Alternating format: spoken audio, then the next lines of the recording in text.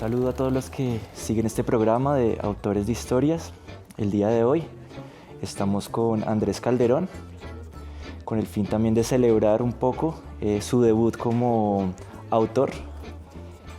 Hace poco, con la editorial de la Universidad del Rosario, Andrés acaba de publicar el libro Chatos y Narizones, la caricatura de Pepe Gómez y Ricardo Rendón durante el fin de la hegemonía conservadora. Este libro pues hace parte de una serie ya de cinco textos.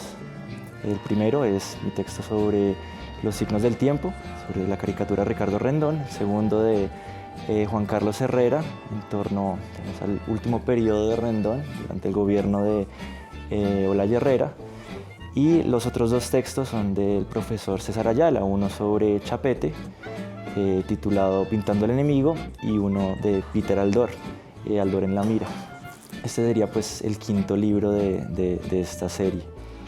Pues el día de hoy vamos a adentrarnos un poco en la vida de Andrés, mirar cómo fue formándose como historiador, cómo fue formándose como un intelectual, y esto pues lo llevó, digamos, a la publicación de esta pues, obra. Andrés es historiador del departamento. Está actualmente realizando la maestría en Historia y dictando clases de Ciencias Sociales en un colegio internacional. El día de hoy pues, vamos a conversar un poco también de su trasfondo familiar, algunos elementos también socioculturales, de su trasfondo sociocultural, para entender un poco cómo se formó Andrés como historiador. Pues primero quería felicitarte por la publicación y preguntarte también qué se siente pues, debutar, digamos, en este medio de los autores, qué se siente ya tener, digamos, pasar de un libro digital, de un trabajo digital, a tener ya pues, en tus manos este ejemplar y este trabajo. No, pues muchas gracias, autores también, que es como volver a casa un poquito. No, nada, pues muy feliz, realmente se quedó como todavía como que en mi cabeza, y desde que se publicó, incluso desde el proceso anterior, como que todavía no cabía en mi cabeza como que, uy, estoy publicando algo. O sea, era muy raro para mí, porque yo no me veía, al menos a esta altura de mi vida, todavía no haber publicado nada, ni siquiera un artículo. Esto fue mi primera publicación y una fue el libro, entonces ha sido una alegría muy bonita, no solo para mí, sino para mi familia, como un orgullo también, que uno pues también como que busca eso, como la historia sí sirve para algo. Entonces sí, ha sido muy bonito, muy satisfactorio también, porque es un proceso muy largo, que más allá del pregrado, más allá del trabajo de grado, después un trabajo con la editorial muy extenso. Entonces sí, nada, o sea, es como la satisfacción y como ya sentir que lograste algo con esto, entonces que puedes seguir avanzando. Listo, Andrés, muchas gracias. Entonces sí, la idea, digamos, es entender también cómo empezaste a formarte como historiador, cómo fue ese recorrido y de qué manera, cuáles fueron las rutas que tomaste pues, para llegar a estudiar esta carrera, profundizar sobre Pepe Gómez y sobre este periodo de la hegemonía conservadora a partir de la pluma de Pepe Gómez. Entonces, primero quería pues, profundizar un poco en tus antecedentes. ¿Sí? Pues cuéntanos un poco también de tu familia, de dónde vienen, cómo hicieron para llegar a Bogotá. Pues tú eres de Bogotá y me comentabas que tus dos familiares, tu papá y tu mamá, son también de acá de la capital. Entonces, ¿cómo llegaron y cómo confluyeron tus padres? Sí, pues bueno, digamos que mis papás son ambos de Bogotá, toda la vida viviendo en Bogotá. Los únicos que no son de Bogotá son mis abuelos maternos, que mi abuela venía de Puente Nacional, Santander, y mi abuelo materno viene de Gachetá, Cundinamarca. Pues realmente como que ni siquiera mis papás, mi mamá sabe cómo se conocieron ni nada, o sea, fue como llegaron y ellos nacieron y ya. Y pues realmente como que no he sido muy cercano a mi familia materna, entonces como que tampoco me ha interesado mucho averiguar sobre ese pasado. Por parte de mamá pues tengo una tía que es hermana mayor de mi mamá y dos tíos, que uno es particular porque es menor que yo, entonces como que no lo siento como un tío, es más como un primo o algo por el estilo. Pero sí, digamos que esa es como mi familia materna, no tengo mucha cercanía con ellos. Obviamente sí los quiero porque pues son mi familia y demás, pero no he compartido mucho con ellos. Sí, ¿por qué razón no has compartido tanto con ellos? Sí, digamos que eso es un trasfondo un poquito difícil en cuanto a que mi mamá quedó embarazada de mí muy joven. Entonces ella tenía 17 años. Cuando yo nací, pues fue un complique porque mi abuelo, sobre todo, es muy estricto aún hoy en día, muy machista también. Entonces esa cuestión del embarazo de mi mamá fue bastante pesado, fue un tiempo bastante duro para ella, para mi papá, obviamente. Y al final de cuentas, como un mes antes de yo nacer, mi mamá la echaron de la casa, entonces ahí con la bolsita, ¿cierto? Y llegar a la casa de mis abuelos paternos con mi papá y ver cómo hacían. Entonces, claro, mamá cuenta, que obviamente yo no sé nada de eso, mamá cuenta que fueron 2 años en que ella no tuvo contacto con mis abuelos. Entonces, pues claro, 2 años que más allá de que tú no recuerdes nada, siempre sí hay un contacto, un vínculo que se forma en ese momento. Y yo creo que ese vínculo nunca se formó. Entonces, claro, esa cercanía nunca se dio de ninguna manera, que sí se dio con mi familia paterna. ¿Cómo era tu relación entonces con ese núcleo paterno? Tú me comentabas pues que desde muy pequeño te criaste fue con tu mamá y tu papá y tus abuelos paternos, siempre fueron como las figuras presentes durante esa primera infancia. ¿Cómo recuerdas de pronto un poco tu cotidianidad con ellos, con tus abuelos paternos? ¿Qué recuerdos tienes? De pronto así sean recuerdos a veces encubridores, ¿no? Uno no sabe, a veces son inventos, ¿no? Que uno se va formando, pero ¿qué memorias te trae esa etapa de tu vida? Sí, yo recuerdo que digamos, mis primeros recuerdos eran con mi primo mayor. ¿Cuántos años te lleva él? Él me lleva 5 años. Entonces, claro, digamos que relativamente somos cercanos. Él, cuando yo llegué, pues cuando yo nací, mi tía vivía todavía con mi primo ahí en la casa. Entonces, de cierta manera, como que se formó un vínculo con él, que yo siempre lo he visto como mi hermanito mayor, ¿sí? Entonces, ahí con mi primo. Mi tía, tengo 2 tías mayores. Por parte de papá solo son 2 tías y él es el menor. Y digamos que mi tía, la del medio, nunca tuvo hijos, entonces tanto mi primo como yo, mi prima, mi hermanita, somos como sus hijos adoptivos de cierta manera, entonces también hay como un vínculo muy bonito con ella. Ella sí vivió con nosotros ahí bastante tiempo, o sea, éramos en la casa mis papás, mis abuelos y mi tía, hasta que yo tenía como 7, 8 años y ella ya se fue de la casa. Pero sí, fue mucho tiempo que conviví con ella, entonces, no sé, era como el alcahueta, por decirlo de alguna manera. Entonces me llevaba, o cuando conoció a su esposo actual, me llevaban al parque, me llevaban al cine, con mi primo íbamos como los 4 así, entonces era muy bonito.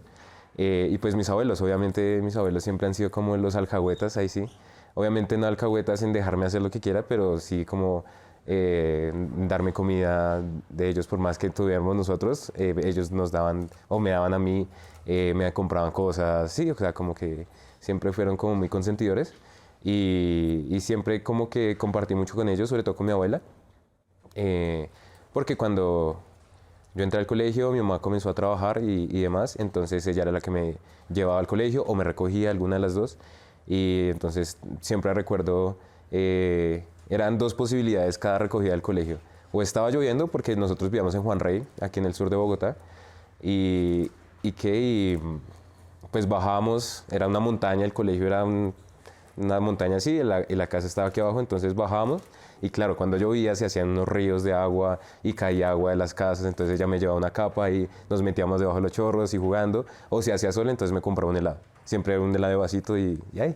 Y comenzábamos ahí y jugábamos y molestábamos. Entonces siempre con mi abuela paterna siempre hubo como muy vínculo muy cercano. Y aún hoy en día, por más que ya no seamos, no convivamos tanto, pues todavía siento que es como una segunda mamá, más que todo. Entonces te sentías como protegido también por esa familia, digamos, paterna, ¿no? Sí, claro, porque no eran solo mis papás, no era que estaban ahí, sino que también estaba mi abuelo, estaba mi abuela, estaban mis tías, estaba mi primo. Entonces, claro, tenía un mundo de gente detrás mío para cuidarme, para estar conmigo, que pues obviamente uno se siente protegido y uno, digamos, yo puedo digamos que yo digo que mi infancia fue muy feliz por eso, porque siempre estuve con alguien, siempre hay alguien que me acompañó, siempre hay alguien que me cuidó. Entonces, en ese sentido sí, no hay queja. ¿Y una figura de pronto disciplinadora dentro de tu casa? ¿O cuál era esa figura, digamos, que ponía las normas, las reglas dentro de tu casa? No, mi mamá. ¿Tu mamá? Mamá, sí. Claro, la sangre santandereana igual no se niega. Eso sí, mi mamá sí es muy estricta con las reglas, sobre todo el aseo. Ella siempre ha sido muy con el aseo. Digamos, allá cuando vivíamos con mis abuelos, era alfombras, ¿cierto? Tapetes. Entonces, no se me pare con zapatos en la alfombra porque me la ensucia. Entonces tocaba quitarse los zapatos y entrar con medias o descalzo, lo que sea. Y,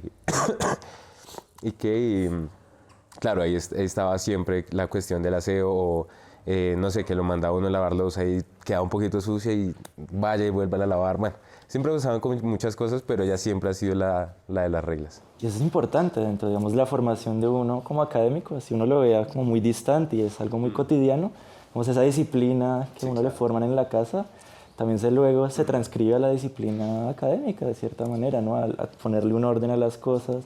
¿Sientes que fue tu caso? Sí, claro, porque es que, digamos, también con las cosas del colegio, ella me decía, o sea, ella era como muy estricta y, digamos, sobre todo en la primaria, ya después me soltó un poquito, pero en la primaria era revisarme los cuadernos todos los días y, bueno, ¿qué tareas tiene? Ya hizo las tareas, porque ella llegaba a la tarde. Entonces, claro, la idea era que ella llegara y yo ya me estuviera listo, era para dormir, porque yo tenía que levantarme 5 o 6 de la mañana el otro día para ir al colegio.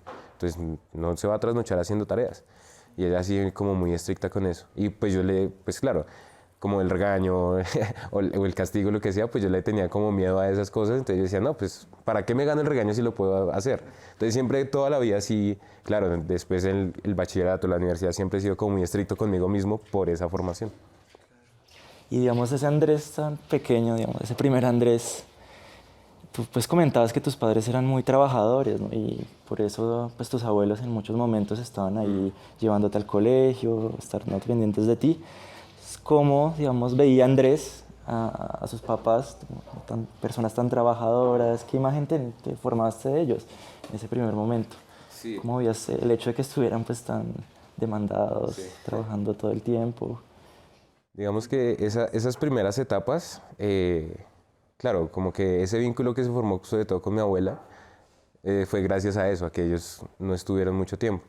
Y mi mamá comenzó a trabajar en una escuela de aviación y primero fue medio tiempo, ya luego fue tiempo completo, entonces era de 7 a 5 de la tarde, entonces, y era en Suba. Entonces, claro, llegar de Suba a Juan Rey eran 2 horas mínimo. Por más que ya había Transmilenio en ese momento, pero pues, igual era mucho tiempo.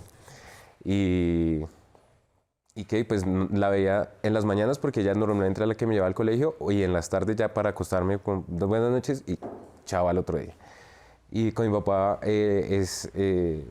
también fue un poquito distante en algunas etapas, sobre todo cuando trabajaba como taxista. El primero, él tuvo muchos trabajos. Cuando yo era muy bebé, obviamente es lo que me cuenta mi mamá, trabajó en una ferretería, trabajó barriendo calles, que es algo que yo siempre le voy a admirar porque yo no sería capaz de hacer eso. Que recuerdo que... ¿Por qué no? ¿Serías capaz? No, yo no sé, o sea, como que siento que es un trabajo muy demandante, ¿sí? Y yo respeto mucho a estas personas que trabajan en la calle o recogiendo basura, lo que sea, porque es muy demandante, es muy desgastante comer lluvia, comer sol, ¿no? Es terrible. Entonces yo decía como, mi papá es un ídolo, ¿sí? Pero al mismo tiempo como que en ese momento yo no lo entendía. Yo decía, ¿pero dónde está mi papá? Entonces sí fue mucho tiempo así y mamá muchas veces le peleaba eso. Y bueno, después comenzó a trabajar en el taxi, lo mismo. Entonces es un trabajo muy desgastante en los taxis y él trabajaba de 6 de la mañana a 6 de la tarde, incluso a veces más temprano hasta más tarde. Sí, entonces decía, no, es que el trabajo está bueno. Entonces toca, pues claro, la necesidad a veces primaba, entonces llegaba tipo 11 de la noche cuando yo ya estaba dormido y se iba a 4 de la mañana cuando yo todavía estaba dormido. Entonces no nos veíamos, había días enteros, semanas que nos veíamos una vez en toda la semana. Entonces claro, era muy complicado y yo lo veía era los días de pico y placa, cuando estaba en el taxi. Entonces lo veía en el día de pico y placa, pero al mismo tiempo entonces él se ponía a cacharrearle al carro y a hacer mecánica y toda la vaina y uno como... Tú lo acompañabas a ver. Sí, a veces lo veía y de alguna manera ese fue como un gusto que yo le agarré también a los carros porque eran los únicos momentos en los que compartía con mi papá en ese tiempo. Entonces le agarré gusto a los carros también en ese momento. Pero obviamente yo también quería como que jugáramos, que hiciéramos alguna otra cosa. Que obviamente pues yo entendía, o sea, en mi cabeza yo decía, no, pues es que está ocupado, yo tengo que dejarlo hacer sus cosas, porque mi mamá también me decía mucho eso. Como cuando el grande esté haciendo sus cosas, usted no moleste, usted no diga, usted no interrumpa. Cuando ya él esté ocupado, pues ahí sí pueden jugar. Entonces yo como que también en mi cabeza me metí mucho eso, como no molestar cuando los veo haciendo algo, pues dejo y cuando ya se desocupen, ahí sí voy. Entonces siempre, o sea, hasta hoy en día yo siento que tengo mucho de eso. Y pues yo, si mi papá estaba ocupado, pues yo no le iba a molestar, pero sí me decía, me al lado ahí o me metía dentro del carro, sí, o sea, cualquier cosa como por estar ahí con él. Pero de resto sí fue muy distante en esas épocas. Claro, entonces aprendiste también de ellos una ética del trabajo, ¿no? La importancia, digamos, pues del trabajo, ¿no? De cierta manera. Y los momentos en que ellos estaban libres, es decir, los fines de semana, no sé, ¿cómo recuerdas tu relación con tu padre de pronto? ¿Qué compartían ustedes, aparte de, digamos, de él trabajando en sus carros, en la mecánica? ¿Qué otros momentos compartían? Sí, pues digamos ya era los fines de semana, entonces mamá no trabajaba, papá pues descansaba uno de los 2 días, entonces íbamos al parque, en algún momento yo tenía que como unos 10 años, 9, 10 años me compraba una bicicleta, entonces me sacaban por ahí a montar bicicleta o alguna vaina así, o sea, no así muy grande porque tampoco nunca fuimos de muchos recursos, entonces que no, nos vamos a viajar o algo por el estilo. Realmente no, o sea, cuando yo viajaba era con mis abuelas, entonces me llevaban que a Buga o a Melgar o a cualquier cosa, pero con mis papás sí fue muy poco en ese momento, entonces era como ir al parque del San Cristóbal. Íbamos ahí al parque o no sé, en agosto que a volar cometa, entonces vivíamos muy cerca del Parque Entre Nubes, era subir 2 cuadras y ya estábamos en el Parque Entre Nubes, entonces íbamos a volar cometa, que recuerdo muy bien eso porque nosotros mismos hacíamos las cometas, entonces era con el esposo de mi tía sobre todo, hacíamos unas cometas, unas vainas estrambóticas y unos 20 kilómetros de cuerda y hágale. Entonces me gustaba mucho eso. Pero sí, como que no era mucho más. Digamos que esa relación con mi papá mejora es cuando él entra a trabajar en Transmilenio, que ya los horarios son más ¿Cuántos suaves. años tenías? Cuando él comenzó a trabajar en Transmilenio tenía 10 años. Ya, no, tenías más conciencia. Sí, ahí tenía más conciencia de todo, entonces claro, él comenzó a trabajar ahí, entonces eran horarios mucho más suaves, al menos sabía que lo veía por la mañana o por la tarde, pero al menos lo veía todos los días, que era algo que me faltaba a mí. ¿Sí? Compartieron mucho más. Sí, claro. Y además que, bueno, en ese momento, claro, el trabajo fue mejor, digamos que mejoraron algunas cosas, entonces yo recuerdo que me compraron un Play 2. Entonces jugábamos, con mi papá jugábamos PES, jugamos mucho PES o jugábamos... ¿De fútbol? Sí, Pro Evolution o carritos, siempre me gustaban los de juegos de carritos también, entonces jugábamos así, sí, como que compartíamos, ya como que en ese momento por lo menos se da una forma más de compartir con él porque teníamos más cosas, entonces ya o veíamos fútbol también, veíamos los partidos o sí, como que cualquier cosa hacíamos, pero porque ya había el tiempo, ya no había la necesidad de él ir a mirar el carro, sino porque ya podía descansar, ¿sí? Entonces también fue muy bueno para él porque tenía más tiempo libre, tenía más tiempo para dedicarnos a nosotros. Tú comentabas que como desde muy pequeño compartiste con tu papá esa pasión por los carros, ¿no? Y por la mecánica. Sí. Cuéntanos de pronto un poco cómo surgió ese interés, ¿no? Y después si siguió ese interés a lo largo de tu vida, o cómo fue evolucionando. Sí, eso siempre, porque yo recuerdo que cuando estaba Montoya en la Fórmula 1, o sea, no recuerdo las carreras ni nada, pero sí recuerdo que mi papá se levantaba y prendía el televisor y habían carros dando vueltas. Y mi mamá me decía, es que está Schumacher. Y yo decía que el Schumacher. Y era ¿sí? muy temprano, ¿cierto? Esas carreras Sí, 6, 7 de la mañana. Sí. Entonces, claro, él se levantaba a ver a Montoya y recuerdo que alguna vez ganó y mi papá, ¡guau!, celebrando y gritando y bueno. Y claro, entonces como que esos recuerdos, sobre todo de mi papá viendo la carrera, no de la carrera como tal, pero como que ese gusto se fue ampliando ahí. Luego él veía un programa que era Overhauling, entonces que cómo arreglaban los carros y cómo le hacían y que hacían bromas a la gente, entonces era muy bonito también compartir con él y entonces decíamos como, uy, venga a ver qué va a hacer hoy, qué va a hacer hoy, que era Chip Foose, el diseñador de los carros ahí. Y entonces veíamos ahí el diseño que hacía y decíamos como, uy, a mí no se me hubiera ocurrido eso, o, uy, no, esta vez sí se descachó, o bueno, es por el gusto de la persona, bueno, en fin, como que comentábamos mucho de eso y entonces compartíamos esos momentos, que recuerdo que eran, los programas los pasaban tipo 6, 7 de la noche todos los días, entonces claro, teníamos un montón de programas para ver. Era como una rutina en torno a Sí, ese exacto. Entonces, o sea, mi mamá veía la novela y nosotros veíamos Overhauling, entonces era por ese lado. Y pues claro, ahí como que nació un gusto muy, muy grande por los carros, después ya yo me engancho con el automovilismo como tal, a ver las carreras y como que aprender de ese mundo, porque sí es algo que es como otra pasión fuera de la historia que tengo ahí, que ¿Tu papá te enseñó a manejar? sí, sí, sí, sí, sino que él es muy nervioso. ¿En Él serio? siempre, creo que la primera vez que me di cuenta de eso fue una vez que fuimos a Piscilago. Pero es nervioso contigo. No te con, quiere soltar con todo el mundo. Él me decía, es que esa experiencia, nos fuimos a ese tobogán que es larguísimo y entonces yo me fui adelante y él se fue atrás y estaba asustadísimo y entonces me decía, es que a mí no me gusta no tener el control, ¿sí? Entonces cualquier cosa que sean atracciones, una montaña rusa, como él no tiene el control, se asusta muchísimo. Entonces, claro, cuando él me estaba comenzando a enseñar a manejar, le daba mucho miedo en ese sentido, porque decía como, se va a estrellar. Y entonces, a uno, ahora que pues yo aprendí después, fue por escuela normal, como si nada, porque yo sabía que con él iba a ser muy difícil. Y cuando yo voy manejando, pues yo me voy con él al lado y yo lo veo allá acá haciendo los pies allá, frenando imaginariamente.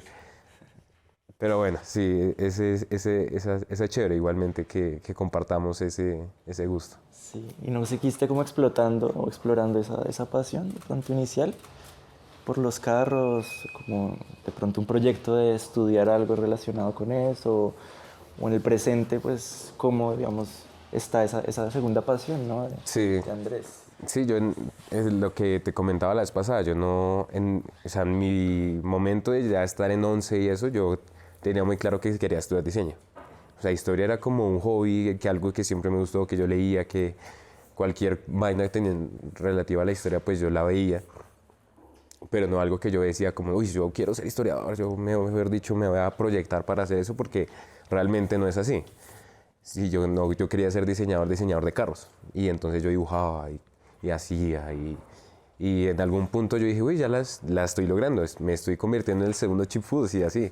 Eh, pero en algún punto, pues obviamente con toda la cuestión económica, la cuestión del examen de admisión a la universidad, pues todo cambió. Pero de igual manera, en este momento, yo sí quiero todavía, o sea, todavía es algo que quiero hacer, todavía es algo que en algún punto, si se da la oportunidad, si la economía lo permite, pues estudiar. Y no sé, pues si se da algo con eso, pues sería muy bonito.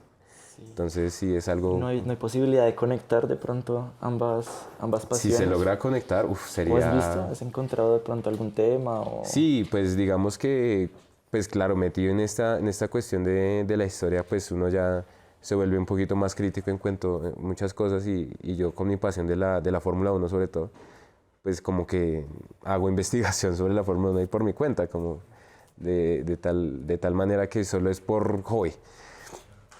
Y me doy cuenta que hay muchos personajes que sí tienen una formación social y están ahí metidos. Y yo dije, pues yo también puedo hacer algo así.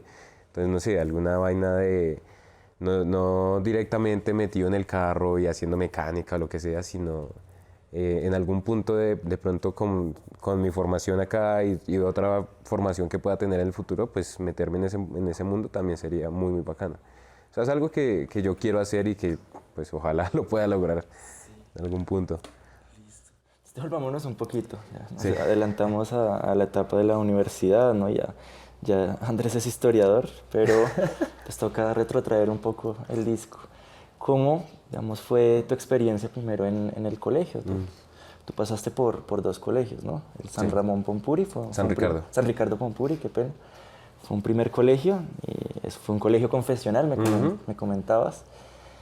¿cómo pues, se sintió, digamos, este primer colegio, ¿no? Y ese carácter confesional del colegio, ¿lo sentiste? ¿Fue algo como que presentara como una ruptura de la formación que llevabas en la casa? ¿O más bien no sentiste como esa impronta religiosa de la institución?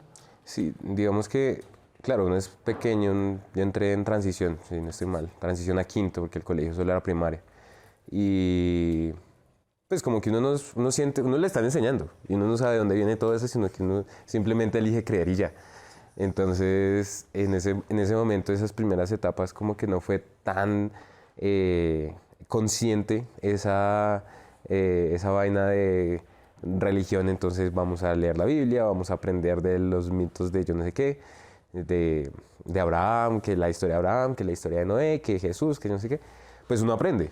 Eso lo veían, si tenía Sí, una clase claro, de religión. en una clase de religión veíamos eso y uno aprendía. Y yo hoy en día puedo decir que no, yo me sé toda esa vaina porque pues yo la vi en el colegio, ¿sí?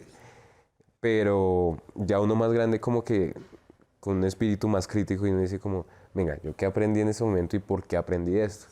Entonces yo recuerdo, ya como volviendo un poquito, el que nos daba la clase era el padre, que era el dueño del colegio también. ¿Cómo se llamaba? El padre Carlo. Padre Carlos, no sé si vive todavía porque ya para ese momento era bastante grande. ¿Es de acá o es Él era italiano? italiano. Es que el colegio era italiano. Ah, ya. Creo que ellos dejaron el colegio y el colegio pues siguió con el mismo nombre, pero ya con otros dueños acá. Pero en ese momento el colegio era italiano y era como un colegio que, o sea, lo que entendía en mi cabeza en ese momento era como una especie de fundación en Italia que tenía el colegio acá y entonces la gente que daba plata en Italia era para pagar nuestra pensión acá, ¿sí? Algo por el estilo. Entonces mi mamá pagaba como el 50% de la pensión y que incluía almuerzo, incluía de todo, eso era una belleza, el colegio era muy bien. Aparte no teníamos uniforme, o sea, digamos, para mí era muy normal no tener uniforme en ese momento y claro, cuando yo ya más grande y comenzaba a recordar, y entonces al lado había un colegio, que era un bachillerato, entonces no veía los otros chinos ahí con uniforme y yo preguntaba, pero ¿y ellos por qué se visten todos iguales? No, es que normalmente en los colegios aquí son con uniforme y nosotros somos como de los pocos que no tenemos uniforme. Y yo, vea pues. Claro, yo podía ir así, pues yo iba en jean. Claro, no podía ir en pantaloneta porque el frío era, allá es pero terrible porque es muy al lado del páramo de Chihuahua. Entonces, claro, el frío es terrible. Pero uno podía ir muy relajado. Entonces, la chaquetica, la camiseta de millos, tal, normal. Pero esa era mi normalidad en ese momento. ¿Y dónde sentías la disciplina ahí del colegio, no? De pronto el uniforme no era tan estricto, pero es que yo no sé, o sea, como que daban tanta libertad, tanta autonomía al estudiante que éramos niños, y yo no recuerdo haber tenido un problema o haber visto a mis compañeros en problemas. O no sé si es por alguna cuestión de generación o por alguna cuestión del contexto, pero yo no recuerdo que que hubieran sido así que, no, pero es que, o que a cada rato una formación y nos regañaban. No, o sea, yo no recuerdo algo así. Y uno tiene como digamos también esa idea de que el sur son todos ñeros y desaseados. Y yo recuerdo que mis compañeros eran todos muy bien. Por más que no vinieran de una familia así, mejor dicho, muy adinerada, pero sí todos como que teníamos unos valores muy similares al menos. Entonces, pues sí, como que nunca tuvimos algún problema de disciplina o si la disciplina se aplicaba era unas cosas muy mínimas, que no, que dejan el baño sucio, alguna bobada así.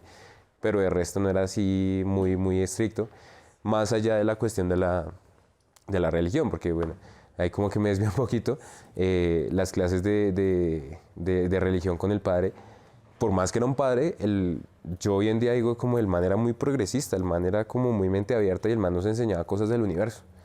Y entonces nos mostraba videos o cosas como una cartelera en ese momento. Como no, vean, este es el tamaño de la Tierra comparado con el del Sol, comparado con el de los otros planetas. Y entonces él decía como, no, Dios creó todo esto y bla, bla, bla. Y así funciona. O sea, como que combinaba cuestiones científicas con religiosas como para que uno no quedara cerrado en la religiosidad. Por más que era un padre italiano. Y yo digo hoy en día, el catolicismo italiano debe ser muy similar al colombiano, pero en ese momento yo decía, uy, ahora digo como con este padre, yo digo, ¿será que sí? O sea, como mi mente abierta en ese No sé sentido. si a ti te pasa, pero cuando uno investiga, por ejemplo, el lugar de la iglesia, ¿no? En esta época, en la hegemonía conservadora, Sí. uno tiene una imagen totalmente distinta a la experiencia que uno Sí, tiene sí, pues, sí. con personas religiosas, ¿no? Yo también trabajo en una universidad de italianos también, de redentoristas, y mi imagen también es muy similar, es decir, no son tan, digamos, estrictos, intransigentes, Ajá. como por ejemplo lo que uno ve en la prensa Sí. liberal de esa época, ¿no? Es totalmente distinto, ¿cierto? Ujú. Sí. Entonces, no sé si a ti, digamos, cómo esa experiencia también, pues, inicial dentro de este colegio y esa formación en religión, de pronto, pues, uno lo plantea que puede ser problemática, ¿no? Como un conocimiento que, pues, digamos, la gente liberal de esta época critica, pues, el hecho de que uno dedique tiempo a una educación religiosa, ¿no? Y dentro de una perspectiva muy secularizada. Sin embargo, pues para un historiador es muy valiosa esa formación sobre religión y Claro. es muy importante dentro de la formación integral como intelectual. Y pues para ti, sobre todo, ¿no? Teniendo en cuenta pues que te dedicabas al estudio de una época como fue la hegemonía conservadora. Entonces no sé de pronto esos referentes que aprendiste en tu clase de religión te han servido para interpretar de pronto caricaturas o ese acercamiento a esos pues, mitos también cristianos pues te han servido o viste, bueno, Sí. no se perdió, digamos, Sí, claro, el tiempo en porque ese momento? el icono, ¿no? El icono es muy específico en este tipo de, o en esta parte de la cultura religiosa, como que por más que tú no seas religioso, de igual manera lo entiendes. Tú puedes decir, no, esto se refiere a Noé, esto se refiere a Abraham, esto se refiere a Jesús. O sea, yo como que en mi cabeza fue muy natural, por ejemplo, al ver algunas caricaturas, como, ah, esto se refiere a esto. Y entonces en algún punto yo decía, pero ¿será que todo el mundo entiende esto? Y entonces me tocaba comenzar a meterle vainas teóricas para poder explicar por qué es esto y no otra cosa. Pero como que ya en mi cabeza fluía muy fácil, o sea, era muy rápido, exacto. Entonces, sí, como que en ese punto sí sirvió mucho. Y claro, estar bautizado, haber hecho confesión, haber hecho la primera comunión, toda esa vaina también le aporta a uno. O sea, yo siento que de cierta manera yo soy muy crítico de la iglesia, pero al menos, pero en cuanto a la religión como tal, como que sí aporta mucho a las personas, ¿sí? En lo que sea, bueno o malo, lo que sea, sí aporta en cuanto, no sé, ética, valores, que, digamos, yo soy muy cercano a mi familia y yo siento que es por eso. Sí, como que en mis clases de catecismo me decían como, no, es que usted tiene que respetar a su familia, a sus papás. Para mí era muy natural, pero como que de cierta manera, como que refuerza ese concepto de respeto, de generosidad, de solidaridad, de tolerancia, bla, bla, bla. Y pues yo lo aplico obviamente a mi manera, porque pues en este punto yo no puedo decir, no, yo soy muy religioso porque no lo soy. Pero sí, en cuanto a esas enseñanzas de valores como tal, sí lo veo muy valioso en ese sentido. Sí, pues digamos, la sociología habla mucho de la importancia también de la religión, ¿no? Forma las categorías del pensamiento, del entendimiento y pues es muy importante el pensamiento religioso dentro de ¿no? como la historia de la humanidad y también como mencionas, para formar valores o integrar la sociedad pues es bastante importante. Bueno, pues tú comentas que no eres religioso, no eres practicante, tu familia pues no son católicos, ¿cierto? Sí. Tus familiares son católicos, pero no son practicantes No. ni lo sentiste muy presente en tu vida, es decir, no, la religión no fue un elemento muy, digamos, predominante dentro de tu formación. De hecho, pues tú comentas que luego de la primaria tuviste una transición hacia otro colegio de una naturaleza totalmente distinta, ¿cierto? Sí. ¿Cómo fue ese cambio de un colegio católico digamos, a esta nueva institución? Sí, pues sigue siendo católico, pero pues ya como que de otra manera. Era ¿Cómo es el nombre del colegio? San Juan de Dios. San Juan de En ese Dios. momento se llamaba Instituto San Juan de Dios. Ahorita Colegio Bilingüe San Juan de Dios. Pero, en ese momento pues yo entré, creo que pues tanto en la primaria como el colegio del bachillerato lo hice fue por mi primo, que siempre mi mamá seguía como los pasos de mi tía, como que pues mi tía fue una muy buena consejera para mi mamá en esas primeras etapas, porque obviamente ser mamá tan joven es complicado. Y como que mi tía fue muy, en cuanto a consejera como mamá, sí, fue muy importante para mi mamá. Y obviamente pues ella quería seguir como los pasos de ella y en cuanto a lo que hacía mi primo. Entonces, claro, la primaria la hice en ese colegio porque mi primo estuvo allí y después el bachillerato lo hice ahí porque mi primo estuvo allí. Entonces decía, pues también es como más fácil, ¿no? Pues ya teniendo un conocimiento de cómo se enseña ya, cómo es el funcionamiento del colegio, pues claro, en vez de ir a explorar nuevos colegios, pues también era más fácil. Y bueno, que la transición fue pesadita en cuanto, pues el uniforme, por ejemplo. Para mí eso fue algo muy nuevo y yo decía como, yo me sentía muy incómodo y hoy en día cuando me ponen a usar corbata o saco, esto, yo dije, no, a mí me da mucha pereza por esa experiencia, yo creo. Porque claro, el uniforme allá era que el pantalón, zapatos, mejor dicho, en volar, o sea, camisa con corbata, saco. ¿Y tú cumplías con esas Sí, yo pues normas? claro, lo de mi formación inicial con mi mamá como que siempre fui muy estricta y no, usted tiene que cumplir, así no le guste. Y ella siempre me decía como, en pocas palabras me decía, uno a veces tiene que hacer cosas que no le gustan. Entonces yo decía, pues sí, pues yo ahí ya como que me resigno. Entonces, pues yo seguía la regla y que fue madres. Entonces, pues bueno, ahí yo me usaba mi uniforme. Y digamos que también fue fácil porque como que yo era el que recibía la herencia de mi primo. Entonces, claro, cuando a mi primo se le quedaba el uniforme, pues yo me lo ponía. Entonces, o ropa, o también tuve una bicicleta que era de él también, como que recibía herencias de él en ese momento. Y a mí no me molestaba. Yo a veces escucho como personas que decían como, ay, yo no usaba. Y yo decía, pues chévere, porque hasta juguetes me pasaba, hasta las pistas de Hot Wheels me las pasaba. Entonces yo, bueno, sí, eso me sirve. Entonces no. ¿Compartías mucho con él, con tu primo? Sí. ¿Cómo se llama tu primo? Santiago. Santiago. Santiago, sí. Con él compartí mucho como hasta que él entró a la universidad. O sea, como que hasta que yo tuve 11, 12 años, compartíamos mucho. Jugamos, recuerdo que yo iba a la casa de él y jugamos San Andreas o Age of Empires, que creo que esa es una de las razones por la que me gusta la historia. Age of Empires o Need for Speed o FIFA. Los descubrimientos de tu primo. O sea, Sí, ya. o sea, él jugaba y yo iba a jugar con él porque en ese momento yo no tenía ni computador, ni consolas, ni nada. Pero sí compartía con él en esos momentos. Entonces me gustaba mucho cuando jugábamos Age of Empires y entonces me mostraba las claves y todo eso. Y yo decía, esto está chévere. Y claro, cuando aparecían en las misiones que salía toda la historia y yo, esto está chévere, esto me gusta y yo lo leía completo y él me decía, no, saltemos. Y yo, espera, que quiero leer. Entonces, ¿Cuántos años tenía? yo creo que por ahí que unos 8 o 9 años y él ya grande, 12, 13 años. Entonces, obviamente el cambio generacional era importante. Sí, o sea, siempre tuvimos una muy buena relación. Yo no recuerdo haber peleado con él nunca. Pero sí como que, no, él quería jugar mientras yo quería leer. Entonces sí fue como muy chistoso. O jugábamos, él tenía, sí, como que tenía muchas cosas que yo no tenía.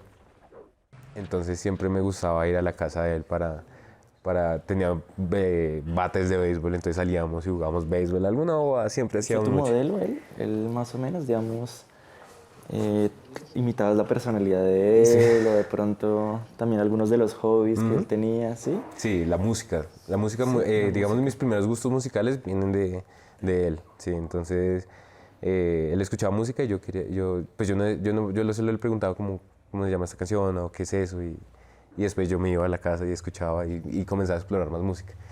Entonces sí, era como eso también, la forma de hablar, la forma de expresarse.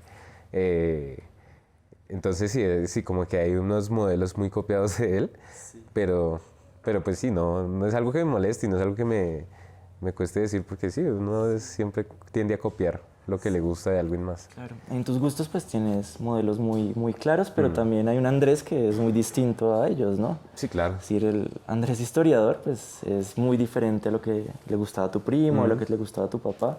¿Cómo empezó a derivarse ese Andrés, ¿no? de esos modelos o de esos referentes? Y empezó a pues, encontrar un gusto particular y un camino también de pronto propio.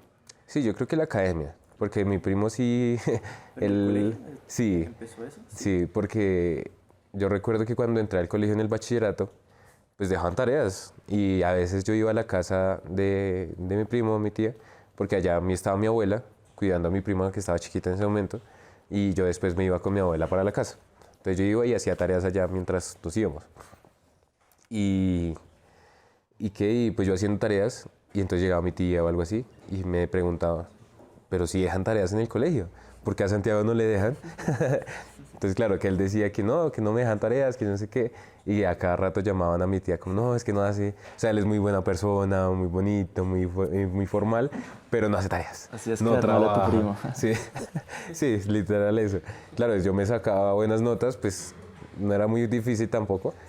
Pero entonces él no es que no fuera inteligente o algo por el estilo, sino que no le gustaba hacer tareas, no le gustaba hacer los trabajos. Entonces, claro, cuando yo mi tía me decía eso y yo, pues sí, o sea, para mí era muy normal estar haciendo tareas, para mí era muy normal. ¿Lo disfrutabas más o menos? ¿O el aprender? ¿O No, era más por cumplir. por cumplir? Sí. En algún punto era más por cumplir. Algunas cosas sí me gustaban, digamos, me gustaba mucho matemáticas, me gustaba mucho sociales, obviamente, me gustaban, sí, biología, ciencias, me gustaban muchas esas materias. Odiaba otras que creo que fueron las que siempre me arruinaron mi promedio, porque ¿Cuáles? ética. Yo decía, estas materias, ¿para qué? O sea, ¿esto para qué? No me está sirviendo de nada. En ese colegio sí, religión la odiaba. No sé, sí, como esas materias que uno dice, esto no me está aportando Relleno nada. sentías. Exacto, puro relleno. Entonces, yo simplemente hacía lo suficiente como para pasar. El 3.5, listo, chao. Ya no me preocupo por más. Y por eso nunca ocupé los primeros puestos en el colegio, porque yo sé que si hubiera hecho más en esas materias, pues sí me hubiera hecho mejor, pero pues tampoco me interesaba llegar a esos primeros puestos. Pero sí, como que la academia, y mi papá también era así. Papá nunca fue de la academia, papá lo echaron como de 3 colegios. Entonces sí, o sea, él se graduó y ya dijo, no, ya no más. Y a él le gustaban a los carros y él quería ser conductor. Él recuerdo que siempre me ha dicho, y mi abuelo me decía, es que él desde chiquito quería ser conductor. Y bueno, ahí está, y pues todo bien, no pasa nada. Entonces, sí, como que esa fue la distancia que yo tomé con mi papá, con mi primo, como de sus personalidades, como que yo sí en la academia sí fue muy, muy estricto conmigo mismo y sí me gustaba aprender. ¿Y alguien te implantó esa idea, como la importancia del éxito académico?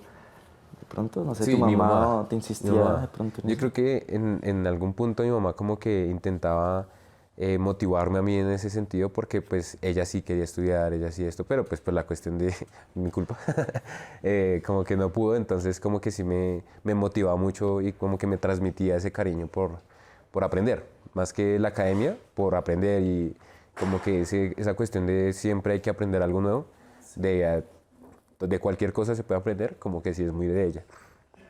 Por más que ella nunca pudo estudiar así algo muy importante, más allá de algunos cursos técnicos que ella hizo, pero pues nada es importante porque tenía que cuidarme, porque, ¿sí? Entonces, sí, como que es más parte de mi mamá. ¿Y ella qué quería de pronto? Ella me dice que quería Estudiar. estudiar contabilidad. Sí, contabilidad o de enfermería, alguna de las dos. Pero pues sí, como que nunca se dio. Tiene un curso de contabilidad, como esos que hacía el SENA de 3 meses, algo así. Y de enfermería, ella es auxiliar de enfermería. Ella sí tiene ese título, pero pues nunca pudo ejercer. Entonces fue como más trabajos de secretaria que tuvo ¿Y tu línea directa, tú eres el primero en graduarte, digamos, de tener un título universitario o dentro, digamos, de tu ascendencia? Pues hay más personas, tu abuelo, tu papá. En mi Tú familia serías sí, como... sí somos varios. Mi tía la mayor, por parte de papá, es ingeniera industrial. Mi tía la del medio, ella es química industrial. Mi primo es ingeniero aeronáutico. Y yo soy como el cuarto, digamos, en esa que Pero somos son más o profesionales. menos como el mismo nivel, es decir, tus abuelos o personas, digamos, más atrás. No, mis tías y mi Es primo. más como estas nuevas Sí, generaciones las sí, sí, que sí. empiezan a entrar Sí, en el porque mundo pues, universitario. la época en la que vivieron mis abuelos pues era como muy complicada. De hecho, mi abuela tiene hasta el segundo de primaria, si no estoy mal. Y mi abuelo creo que como que hizo la primaria, si no estoy mal también. O sea, ellos sí fueron los que les tocó y no era más como por no querer, porque recuerdo que mi abuela me cuenta que era el papá de ella, o sea, mi bisabuelo, que le decía como, no, sálgase ahí, eso para qué. Además que el papá era como muy machista, entonces le enseñaba a ella a pelear, como que quería volver un niño a mi abuela. Entonces le enseñaba a pelear y que ella decía, no, yo le cascaba a esos chinos y yo no sé qué. Entonces, claro, al segundo de primaria y ya. Y después como que era una época en donde era aprender un oficio más que una profesión. Entonces mi abuelo sí tuvo una infancia bastante fuerte, pero él aprendió el oficio de la pintura. Sí, fuerte en Entonces, términos económicos, dices. sí, porque mi bisabuela, la mamá de él, era muy estricta sobre todo con él. Ellos son como 8 hermanos, algo por el estilo, y él recuerda como esos traumas que él era muy chiquito, 7, 8 años, y que él llegaba y si no llegaba con algo de comer o con algo de plata, no le daban comida. Entonces que él se llenaba de agua y se acostaba a dormir, y ya. Entonces sí, era muy, muy pesado. Y como que eso como que lo hizo, o sea, él recuerda eso y a veces nos cuenta y se pone a llorar porque, pues claro, es muy duro. Y eso lo hizo alejarse mucho de la familia de él. Pero digamos que ese alejamiento lo hizo acercarse a otras personas que le enseñaban el oficio de la pintura. Entonces él en algún momento tuvo una empresa que lo contrataban personas con las que le pintaba el apartamento o pintaba una empresa. Entonces me acuerdo que mi papá comenzó a trabajar, mi papá, mis tías, todo el mundo le trabajó a él. Incluso yo alguna vez trabajé con él pintando, que pintar un colegio, que pintar esta empresa que queda por la zona industrial, Comapán. Entonces cuando abrieron esa sede allá de zona industrial, él fue el que la pintó. Entonces era también eso. Me cuenta que conoció a futbolistas de Millonarios, entonces le pintaba el apartamento y que llegaban, que una vez llegó a un apartamento en el Chico Norte y que llegó y que tenían una chapa de oro y estas vainas que loquísimas. Entonces él conoció mucha gente así. Y mi abuela tuvo el oficio del tejido. Ella cosía. Entonces, sí, como eran oficios más que una profesión como tal, pero ahí salieron adelante también. Y ya sí fueron mis tías que estudiaron como tal, mi primo y yo. Sí, y tus abuelos, pues muy enfocados también en formarse más bien en un oficio, ¿no veían un poco raro, digamos, tu formación como historiador o, pues digamos, la academia es algo raro, es algo extraño realmente, ¿no? Para la gente en general, ¿no? Fuera de la academia, pues es una institución rara en cierto sentido, ¿no? Pues para muchas personas tiene una racionalidad práctica, ¿no? Y lo que buscan es más bien pues desempeñar un oficio pues bien manual o digamos su incentivo más bien es a veces monetario, ¿no? Sí, exacto, de ganar. Mientras que a veces la academia es algo raro, no Sí. necesariamente es lo mejor para posicionarse económicamente. Entonces, ¿cómo veían de pronto a Andrés estudiando historia? Era como de pronto que lo veían como raro o Sí, y además que en la Nacho, ¿no? en la nacional. Porque a mí sí me tocó no, entré a la Nacho. Y entonces mis tías me decían, ay, bueno, ¿y cuándo van el curso de echar piedra? Y yo, ay, ¿pero por qué? Porque, o sea, no es eso. Porque claro, lo que se ve afuera, lo mismo que hablamos de la religión, lo que se ve afuera es muy diferente a lo que se ve adentro. Entonces, ¿cuándo va a ser el curso de echar piedra? Y yo, pues yo no sé, me imagino. Eso sí aprendí en el colegio porque a mí me molestaba mucho en el colegio. Entonces yo aprendí esa maña de, si me molestan, pues yo los juego más. Entonces, no, pues, no, yo creo que me toca como los viernes a las 10. Entonces, bueno, y entonces ya no me decían nada. Entonces ya les quité la maña de decirme eso. Y como que mis abuelos no, sobre todo mi abuela, sí como que ha sido, no, pues hágale. O sea, como que si a usted le gusta eso, si a usted le parece que está bien, hágale, aquí nadie le va a decir que no, igual mis papás. Entonces, sí como que no hubo como una represalia o una pausa por eso, sino si a usted le parece que está bien, si a usted le gusta eso, pues yo no soy quien para decirle que no. Entonces sí como que hubo un apoyo de esa manera.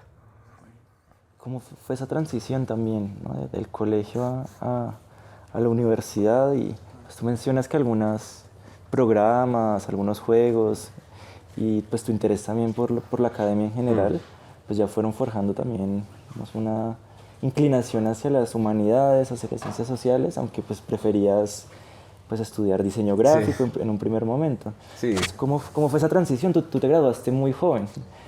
Tenías 16, 17 años, 16 años, y para tomar una decisión pues con tanta trascendencia, ¿no? Como esta de qué es lo que va a hacer el resto de mi vida. ¿Qué sintió el Andrés de 16 años afrontando esa decisión, ¿no? de ese futuro? Sí, esa decisión fue bastante dura, porque sí, lo que comentaba, yo quería estudiar diseño y yo decía como, si yo no paso a la Nacho, pues no voy a poder estudiar en ningún lado porque yo en mi cabeza no me cabía que tener que pagar 10 millones por un semestre en una universidad privada. Y por más que me fue bien en el ICFES, que era el momento de ser pilopaga, y yo lo intenté, pero por el CISBEN no pude. Entonces dije, no, pues, ¿qué hago? Entonces yo dije, o es pública o es nada. En un primer momento pasé aquí, pues me alcanzó el puntaje, pero no para diseño, entonces dije, ¿qué voy a hacer? Y yo como que en mi cabeza no tenía, siempre he sido como muy estricto conmigo mismo y yo dije, no, yo no me puedo quedar sin hacer nada. Entonces pasé a la ISTRI, entré a Ingeniería Industrial, no me gustó, me retiré un semestre, luego hice un preuniversitario, pasé la Nacho, luego otra vez no me alcanzó el puntaje para diseño y yo dije, no, ya no me puedo quedar sin hacer nada porque fueron como 4 meses haciendo absolutamente nada en la casa. Entonces yo dije, nada, voy a usar este puntaje y ver para qué me alcanza. Entonces yo dije, historia. O sea, ahí sí fue historia. ¿Y por qué historia, no sociología, no filosofía, no antropología? ¿Qué te hizo decantarte? Yo creo que ahí sí caí en el juego de History Channel con sus vainas épicas que contaban la historia épicamente. Y claro, a mí me gustaba ver muchos programas, Discovery, Nat Geo, History, todo lo que hablaba de historia, pues yo lo veía. Así fuera una completa babosa hoy en día que yo digo, pues, ¿qué están diciendo? Pero en ese momento yo no tenía esa conciencia. Entonces yo decía, a mí me gustaba mucho y me gustaba mucho leer sobre historia y me gustaba como tener un conocimiento del pasado, mejor dicho. Entonces, como los hechos, ¿te gustaba? Exacto, me gustaban los hechos, me gustaban los personajes. ¿Algún Toda esa historia clásica, sí. Sí, ¿algún periodo en especial te llamaba la atención de pronto? Me gustaba mucho, creo que Age of Empires me mató la cabeza, porque a mí me gustaba mucho el tiempo medieval. Me gustaba mucho eso y las guerras, sobre todo recuerdo esta misión de, creo que fue más traumático también porque recuerdo la misión de Juana de Arco en Age of Empires y que era muy difícil y entonces yo decía, yo tengo que aprender de esto y por qué es importante y por qué es tan difícil esta vaina. Entonces claro, después comencé a explorar y yo dije, y pues me creció el gusto por esto y ya dije después historia. Obviamente aquí cambia completamente el paradigma de la historia, pero me seguía gustando y yo dije, ya, pues hagámosle, porque ya inicié esto, ya metí la cabeza, pues ya toca meter todo, entonces, deuda. Teniendo en cuenta pues que tenías como una posición medio dubitativa, ¿no? Al principio no fue, digamos, en un primer momento la primera opción de estudiar historia. ¿Cómo fue ese primer semestre, ¿no? El primer semestre en la mayoría de carreras es un filtro tremendo, porque Sí. pues uno no tiene muchas idealizaciones, uno no sabe realmente lo que se está metiendo, y ya cuando lo ponen a leer, a trabajar, a escribir y a afrontarse ya la realidad de a lo que uno se va a dedicar, para muchos pues eso es un freno, ¿no? Y muchos deciden retirarse, o por el otro lado no logran como, digamos, seguir la carga académica. Entonces, ¿cómo fue para ti ese primer semestre? También los problemas a veces económicos, ¿no? Sí. Uno como estudiante pues no puede trabajar o no puede trabajar algo a tiempo completo, y eso lo hace a uno pues sufrir a veces problemas económicos. Sí. Y ¿cómo fue para ti ese primer semestre? ¿Qué materias viste? ¿Y cómo te adaptaste, ¿no? Teniendo en cuenta pues que era tu segunda opción en un primer momento. Sí. Sí, como que ese primero, pues obviamente yo, digamos que de cierta manera la experiencia en la distrital sí me sirvió como para un poco entrar en el mundo de la universidad, como que ya fue un poquito más fácil. Obviamente fue el choque, igual el choque estuvo, pero digamos, como que no fue tan pesado como en la ICSI. En ese momento, pues, las clásicas de primero, Introducción, Antigua 1, Colombia 1 y América 1. Y ya, y paré de contar. ¿Con qué profesores? A Introducción la vi con Rock, que la perdí. La perdí. Vi Colombia 1 con Pablo, América 1 con Gamboa. Creo que fue de sus últimos cursos en ese momento. Y Antigua 1 con Darío, que creo que esa fue la que me enganchó realmente, Antigua. Más que las otras, Antigua fue la que yo dije, uy, esto está chévere. Sin embargo, pues sí, el choque en cuanto a la lectura, porque, claro, en el colegio te mandaba un artículo de 2 páginas, y lea esto y haga un resumen o lo que sea. Y cuando lo mandan a uno ahí con el mamotreto gigante. Como un libro semanal por materia. Sí, sí, claro. Entonces yo, claro, me mandaban Introducción a la Historia de Mark Bloch, Introducción. Colombia 1 y bueno, lo que sea, Antigua 1 y la historia comienza en Sumer, bueno, al fin, todas esas vainas y yo decía, no, pues nos van a poner a leer un capítulo cuando vi en el programa, no, un libro por clase y yo, no, ¿qué es esta vaina? Y claro, pues yo al final, al principio, pues yo dije, no, pues hagámosle con toda. Leías todos los libros Sí, superjuiciosos. y yo decía, no, pues hagámosle. Pero entonces también comencé a odiar el método porque un libro y haga reseña, y no era, y claro, entonces lo regañan a uno primero. No, es que no es un resumen, es una reseña, usted opine de esto y haga una opinión crítica y yo no sé qué. Y yo, ay, pero yo no sé hacer eso, por favor. Entonces, claro, fue una vaina traumática ese primer semestre porque como que no sabía hacer las cosas, o sea, como que me sentía muy limitado. Y yo veía compañeros que también, aparte, les iba muy bien y participaban en clase y decían cosas y yo decía, no, yo estoy pero perdidísimo acá. Pero al final la logré y como que el momento cumbre de esas clases, creo que las 4, a pesar de que perdí introducción, fue el momento de la investigación. Claro, el trabajo final, que ya no era reseña, sino haga una investigación a partir de, o vaya a una fuente y haga una investigación a partir de eso. Y ese momento fue el que yo dije, uy, esto está chévere, esto sí me gusta. No leer un libro y hacer una reseña porque para mí en ese momento no me estaba aportando nada. O sea, sí es importante la lectura y sí es importante la información, pero hacer la reseña, ¿para qué? Entonces, como que ya uno después como que sí le encuentra el sentido, pero en ese momento yo decía, ¿para qué tanto trabajo? Nos están matando. Y claro, ya después entendí que también es un filtro. Claro, de 70 que entramos 75, pues al final yo me gradué con 3 personas que eran del mismo semestre que yo entré. Entonces, claro, era también ese sentido.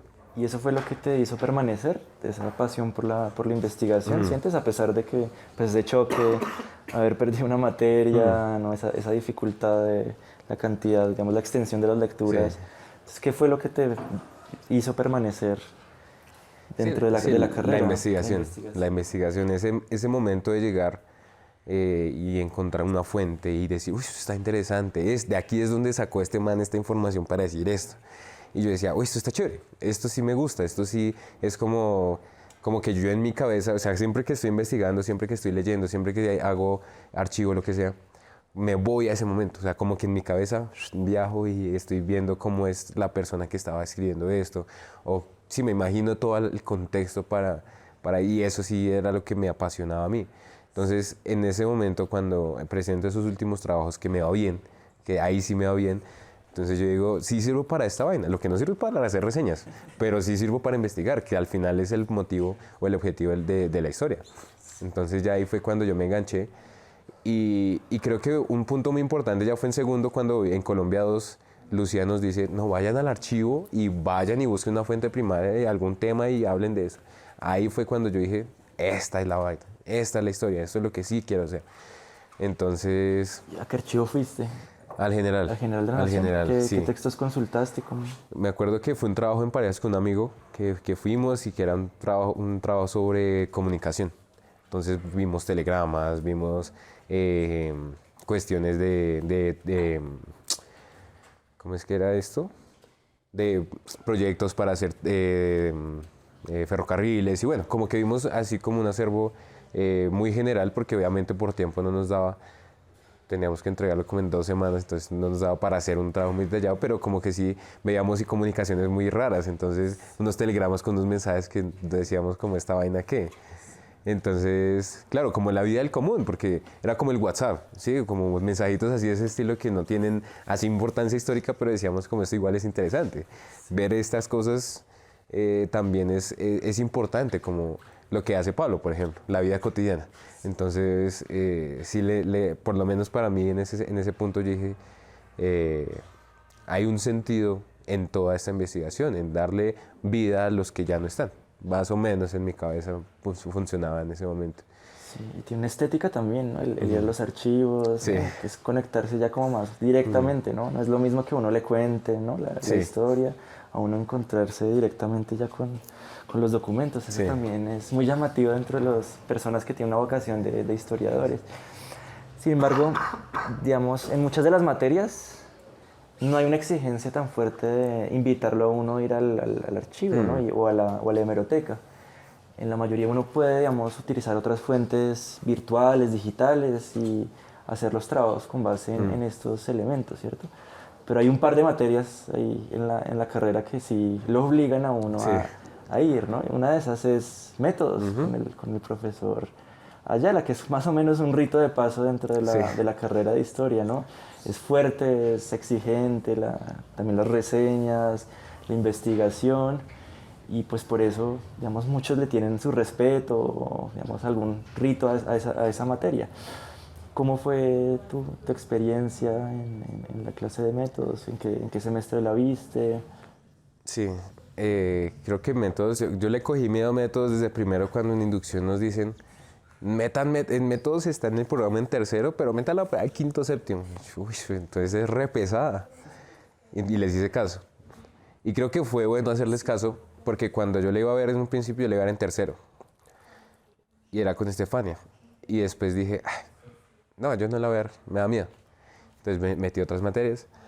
Luego en cuarto vi Colombia 4 con el profe Ayala. Entonces en ese momento me di cuenta de la exigencia de Ayala. Entonces dije, uy, esta vaina está pesada, porque recuerdo muy claramente que comenzamos en uno de los auditorios de humanas y éramos como 50 personas en ese auditorio. Nos manda a leer su mamotreto de Alzate Avendaño para la próxima clase completo y haga reseña. ¿Todo el libro? Sí, todo el libro. Creo que el primer tomo. Y llegamos a la segunda clase, habíamos 25 personas. La tercera clase, ya habíamos como 15. Claro, porque era muy difícil. Y yo dije, en este momento ya para el cuarto, yo dije, no, yo no me voy a rendir. Yo no estoy para rendirme, yo estoy para avanzar, y yo quería terminar en mis 8 semestres. Y ya habiendo perdido introducción, pues yo no quería perder más tiempo. Entonces en cuarto fue que yo comencé a ver 5 materias. De a 5, luego 6. Y sí. Entonces... ¿Y trabajabas? Tú me comentabas. Y en ese momento ya estaba trabajando, yo trabajaba como mesero en bares, en Modelia. ¿Cuántas horas te tocaba a la semana trabajar? Pues el trabajo en sí, por horas, no era tan pesado, sino por el horario. Porque yo trabajaba solo viernes, sábado y los domingos cuando era lunes festivo. Entonces trabajaba viernes, entraba a 4 de la tarde hasta las 5 de la mañana el otro día. Y lo mismo el sábado, entraba a las 4 de la tarde y 5 de la mañana el otro día. Entonces, claro, era muy pesado y no tenían tiempo para hacer trabajos los fines de semana, porque ya llegaba el domingo, era a dormir. ¿Cómo hiciste entonces para ver pues, una materia tan pesada en cuarto semestre? No, yo no sé. O sea, en este punto yo creo que estaba como tan organizado el tiempo que yo decía, creo que Colombia 4 era los martes de 5 a 8 y solo tenía esa materia ese día. Entonces yo decía, los lunes no tenía clase porque casi nunca ponen clase los lunes, entonces tengo lunes y martes por la mañana para hacer el trabajo. Alcance lo que alcance y hágale. Entonces me ponía lunes, me levantaba temprano, 7, 8 de la mañana y lea, y el martes por la mañana hacía la reseña. A veces no terminaba de leer el libro, obviamente, no leer un libro de 300 páginas en un día, pero como que hacía esta lectura rápida y mirar las conclusiones, mientras la introducción, más o menos el índice y listo, hágale. Cuando no tenía mucho tiempo y cuando el libro era muy largo. Cuando eran lecturas cortas sí alcanzaba. Pero sí era como eso, y trabajar día a día, entonces no tenía tiempo libre. Y sí, claro, o sea, 5 materias aparte, entonces había días que tenía que dos materias al mismo día, entonces corra con una cosa, corra con la otra, algunas eran más exigentes que otras, entonces uno se organizaba el tiempo, pero nunca faltaba clase, eso sí, cero, nunca me gustaba faltar a clase, a menos que era, mejor dicho, una cuestión de que alguna vez falté a métodos y fue porque tuve un accidente en la bicicleta, o si no, no hubiera faltado. Entonces... Es que la vida del estudiante es dura, sí, ¿no? Y poco gratificada. Nada, económicamente no se gratifica, ¿no? Es difícil, sí. Requiere mucha voluntad, ¿no? Y esa materia pues es exigente, pues, no solo por, digamos, ese volumen de lecturas, sino también por la investigación, ¿cierto? Él tiene un componente fuerte. No sé si ustedes en ese semestre tuvieron que, primero en Colombia 4, realizar un trabajo de investigación. No, mentiras, en Colombia 4 no. Recuerdo bien 2018-2, que eso hubo un paro y entonces el profe nos cambió una de las actividades, uno de los parciales. Grabamos unos videos que están en el canal del departamento, que fue acerca de Gaitán y como la cuestión de Bejarano también. En ese momento hablábamos también, como todo el Bogotazo, mejor dicho. Hicimos como una serie de 3 videos que los grabamos un día y pues por eso ya nos ganamos un 5. Entonces claro, todo el mundo estaba corriendo y vestido y demás. Entonces pues fue relativamente fácil ese primer punto. Pero ya el examen final, que era una bodega de 140 y tantas preguntas sobre todas las lecturas. Esa sí estuvo muy pesada, pero no hubo trabajo final. En métodos sí, ahí fue cuando ya cambió y que fue el punto que ya me cambió totalmente el rumbo de la carrera, porque claro, el profe estaba, desde el semestre pasado ya había trabajado con caricatura y ese semestre volví a trabajar con caricatura. Y yo, por frutos del azar, porque literalmente fue pasar papelitos, cojan un papelito y ese es su periodo, porque fue un periodo y vaya investigue. Y me tocó 26 al 30. Sí, ahí quiero hacer un énfasis, pues. Tu libro es producto de, Sí, de la clase de métodos históricos. Entonces, exactamente. fue un proceso del azar y ¿te salió qué? ¿Qué periodo? Sí, me salió caricatura en Colombia 1926-1930. Era un periodo que pues, sí lo habíamos visto en Colombia 4, pero lo pasamos muy por encima, entonces no tenía mucho conocimiento. Pues hagámosle. Y dije, pues ya me tocó, pues toca hacerle. Y llegué a la Biblioteca Nacional como al otro día, como a la otra semana, tampoco fui tan juicioso. Y llegué a investigar a ver qué había. Hemeroteca y periódicos, los que conocí, entonces comencé con el tiempo y encontré Rendón, pero es que Rendón ya lo habían trabajado, yo dije, nah, sí. Eso ya estaba muy trabajado. ¿Quién lo había trabajado ya en ese momento? Colmenares y... Sí, Colmenares, pues sí, las clásicas, y yo decía, pues Rendón es muy conocido, yo quiero hacer algo nuevo. Sí, como que en mi cabeza yo quería hacer algo nuevo, entonces seguí. Y entonces me fui, pues ahí en la biblioteca digital, en catálogo salía como, no, pues filtrar por ciudad. Entonces, bueno, vamos a buscar otros lados que no sean Bogotá, pero tampoco me salía de ello, no, baila. No miremos periódicos, miremos revistas, a ver qué aparece. Yo mirando, y aparece Fantoches. Y ahí en Fantoches, por el nombre mismo, yo decía, esto debe ser chévere, porque decía revista humorística. Y decía, miremos a ver si hay caricatura aquí. Pues si es revista humorística, de pronto hay caricatura, miremos a ver. Entonces, claro, pedí como 3 ejemplares, a ver qué pasaba, y luego me pasaban el libro completo porque son ejemplares como de meses, todos pegados en un solo libro. Entonces yo dije, fue madre, bueno, entonces comencé. ¿Pero es diaria la revista? No, era semanal. Salía los sábados.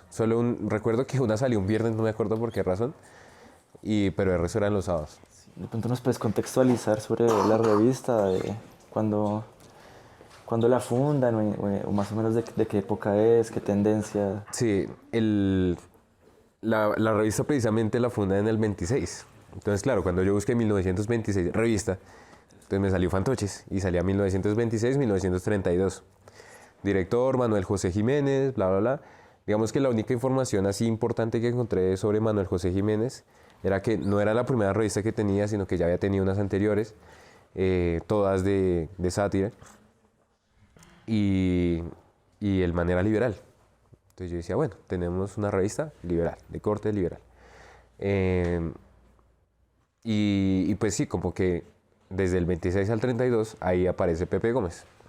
Sin embargo, en las primeras investigaciones, la primera como revisada y muy básica de lo que había, Pepe Gómez no aparecía. El que aparecía era Alejandro Gómez Leal, que ni idea. Y yo buscaba, pues obviamente, el primer filtro es Google. ¿Qué aparece Alejandro Gómez Leal? Nada.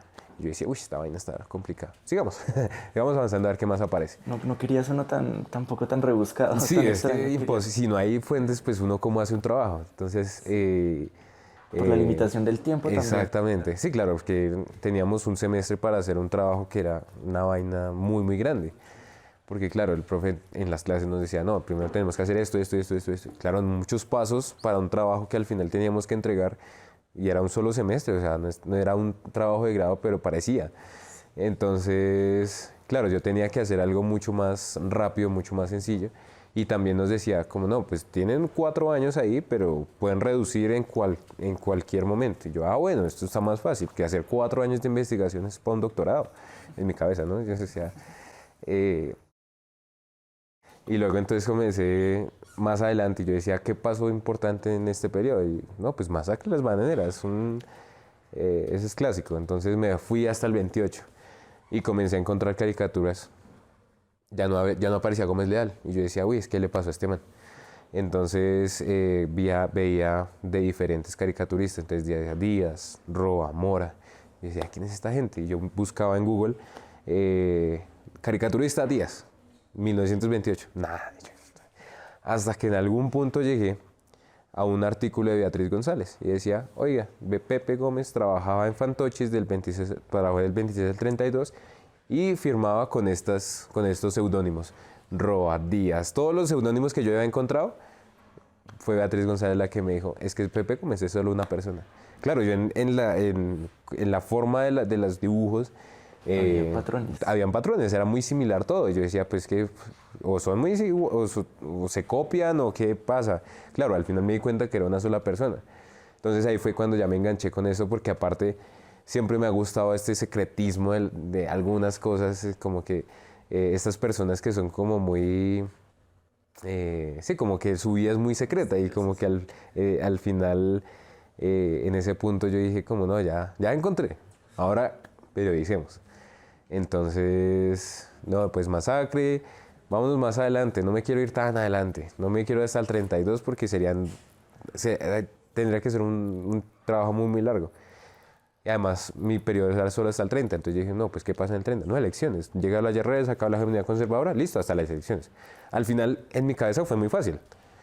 Ya tenías un recorrido de varios semestres, ya Sí. habías visto Colombia, ya tenías Sí, como ya. las nociones básicas Sí, de cómo exacto. periodizar y... Sí, como que había pasado muy generalmente en ese periodo, entonces la periodización al final me resultó muy sencilla. Entonces, pues ya trabajemos. Le presenté el proyecto al profe y me dijo, hágale. Bueno, está bien. Pues, hágale. Y era claro, yo me iba los sábados, o sea, salía de trabajar, llegaba a mi casa, dormía hasta las 10 de la mañana, me iba a la biblioteca hasta las 3 de la tarde y me iba a trabajar. Entonces, y tomé fotos y hágale. Y entonces, pues yo no tenía un celular muy bueno. Recuerdo que el celular que yo tenía en ese momento lo tenía como desde que estaba en el colegio todavía, entonces no era, no era muy, muy bueno la cámara. No podías Entonces, utilizar las fotos después. no, como exacto, para o la sea, publicación. exacto, entonces Era más como para encontrar. Ajá, entonces yo qué hice, busqué y busqué hasta que al fin me recordé que mi tía tenía una cámara más o menos profesional, entonces le pedí el prestado, me dijo, pues hágale. Yo, bueno, todavía que le compré memoria, yo hágale, todo bien.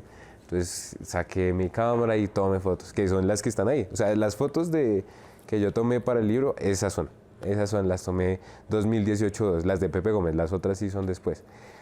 Y ¿Cuántos días te tomó ese eso trabajo fue, de recolección de la información? Porque son siempre 2 años y sí. son caricaturistas que a veces publican casi diariamente, ¿no? Y Sí, bueno, tenía la ventaja que Fantoches era bueno, sí. semanal, entonces bueno, solo era ir cada 4 versiones por mes, entonces era muy rápido. Sin embargo, pues en cada número de la revista había muchas caricaturas de Pepe Gómez. Entonces, que mira, la portada, había una contraportada, entonces era la portada, una página como publicitaria y luego otra portada con otra caricatura bien grande, también a veces a color. Y después las siguientes páginas también con muchas caricaturas. La mayoría de los textos eran humorísticos, entonces tanto Pepe Gómez como el resto de personas que trabajan ahí también tenían seudónimos. Entonces estaba El Chorizo, estaba Frailejón, así, cosas así. Entonces era muy chistoso porque uno leía y eran críticas también eran críticas políticas, muchas de ellas, o críticas en muchos sentidos de economía, cosas sociales, lo que sea. Y claro, la revista, a pesar de que era de humor, también era muy, muy crítica, era bien pesadito algunos textos que uno se encuentra ahí y quién sabe quién era Frailejón, quién sabe si no era el mismo Pepe Gómez o quién sabe si no era Manuel José Jiménez. Porque no se sabe, o sea, en este punto faltan muchas fuentes para determinar quiénes eran esas personas, pero sí había una crítica muy fuerte. Entonces también me interesaba mucho porque al final no era una revista de humor, era una revista de crítica y démosle duro a esta gente y como había seudónimos, pues nadie sabía de quién estaban hablando. Entonces era muy interesante ese sentido. Y pues claro, las caricaturas muchas veces también iban correlacionadas con lo que decían las editoriales, que eran bastante extensas también. Eran a dos o 3 páginas para una revista es bastante. Y también me parecía muy interesante que el mismo Pepe Gómez hacía las figuras publicitarias. Entonces había de cervezas o de como de sodas, sí, como de ese sentido, también el mismo Pepe Gómez hacía la publicidad. Entonces ahí ya me di cuenta que Pepe Gómez era como el más importante de todos y el resto estaban alimentando lo que él hacía. Claro, ahí también es importante notar, ¿no? Que para mucha gente la caricatura es algo más bien jocoso, ¿cierto? Pero la caricatura de esa época no es tan así. Rendón y Pepe Gómez son personajes muy serios de cierta forma, ¿no? Y las caricaturas de ellos son pues muy críticas, fuertes, ¿cierto? No sé si alguna vez te ha causado risa alguna caricatura de lo que hayas trabajado. Sí, hay una que está ahí que la recuerdo, creo que es la que más recuerdo porque fue la que me hizo también periodizar con La Masacre, que es la primera que aparece en el libro, que es la de... No, esa está... No me acuerdo en qué página exactamente. Es esta, página 30, que es esta de Rengifo. Ahí como muestra, lo muestra Pepe Gómez como una bestia. Entonces, claro, cuando yo vi esta caricatura, obviamente no me hizo reír, pero sí me hizo como ver que no era una caricatura. O sea, para mí Pepe Gómez no es solo un caricaturista, sino que también es un artista crítico, digamos. Y esta caricatura ya me hizo ver al tema de investigación como algo serio, ¿no? Como algo jocoso, como algo de reírse. Entonces esta fue la que me hizo pensar y que tuve que analizarla mucho porque obviamente hay muchos elementos aquí iconográficos y demás que uno tiene que analizar. Sobre todo esta Marianne de acá, esta mujer aquí que está ahí encarnada y pues es bien poderosa. Creo que alguna que sí me hizo reír fue una que está por acá, que es una abadía durmiendo. De Rendón.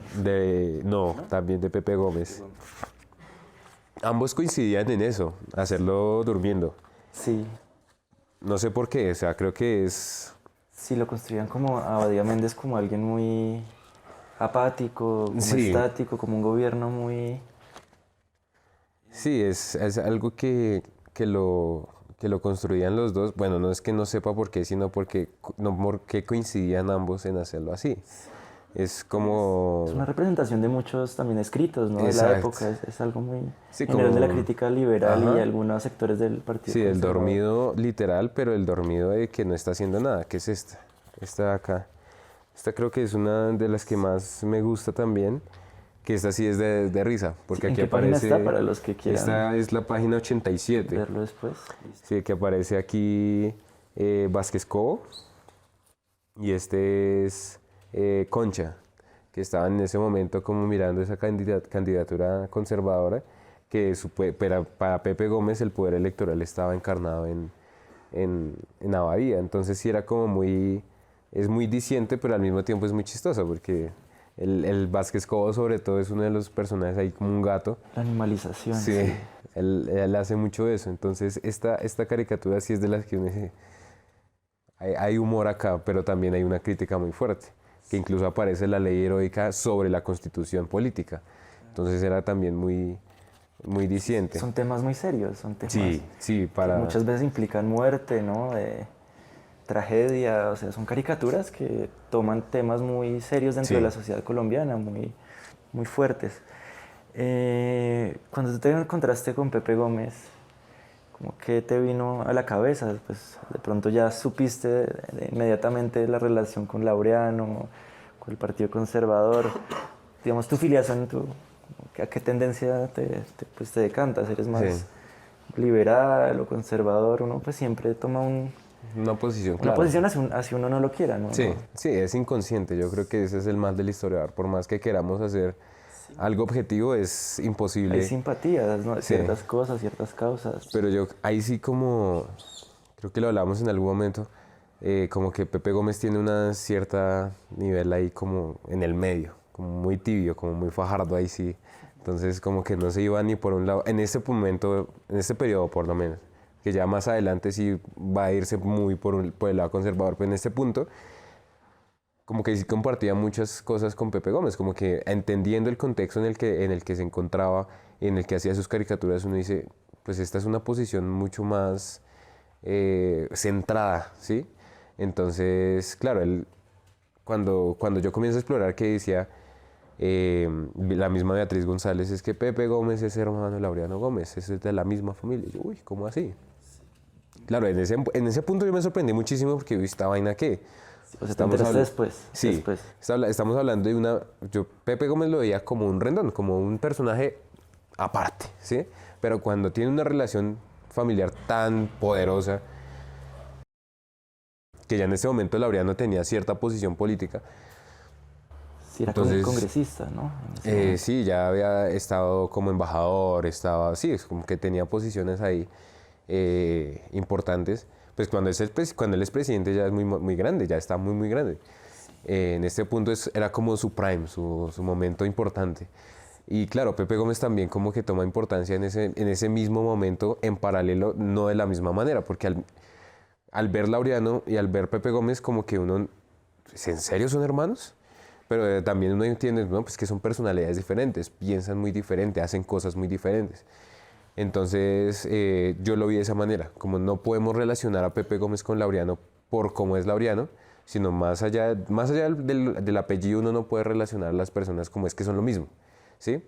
Obviamente hay que tener un carácter de que es un momento en el que si tu familia es conservadora, tú tienes que ser conservadora, así mismo con los liberales, si eres comunista, lo mismo. Entonces... Hay vertientes también. Sí, exactamente. Entonces cuando ya uno va más adentro y no, es que hay vertientes del Partido Conservador, uno dice, bueno, sí, esta es un poquito más recatada, por decirlo de alguna manera, esta es un poquito más rigurosa. Entonces, claro, cuando uno ve con Pepe Gómez esa tranquilidad, digamos, dentro del conservatismo, uno ya ve por qué opina de esta manera del mismo conservatismo. Entonces, además que la revista es liberal, ya lo había dicho antes, entonces, claro, así seas conservador, si tu jefe es liberal y te dice qué tienes que hacer, pues tú me estás dando de comer, entonces yo tengo que hacerte caso. En mi cabeza aparecía eso. Entonces, claro, como que en este punto las caricaturas de Pepe Gómez son no críticas tan críticas como las de Rendón, pero sí son... contundentes. Exacto, contundentes desde el mismo conservatismo. Claro, y eso es una carga aún mayor, ¿no? Es decir, que alguien del Partido Conservador critique al Partido Conservador, eso le da un valor extra porque es, digamos, muy simple decir, no, esto me está criticando es la oposición, pero ya viéndolo desde el mismo partido, Sí, ¿no? Y un personaje tan ilustre, ¿no? Familiar de Laureano, que en ese momento, pues, como mencionas, era muy importante. Ya importante, sí. Y creo que es el escenario mismo de este periodo, que el mismo conservatismo mató al conservatismo. Porque al final uno se pone a ver, y sí, el liberalismo tuvo un auge, pero es aprovechando esa misma destrucción interna del conservatismo. Entonces, ya uno entiende de cierta manera que, claro, porque uno decía, ¿por qué se dividieron? ¿Por qué mandaron dos candidatos? Y pues claro, ¿cómo iban a apoyar los liberales?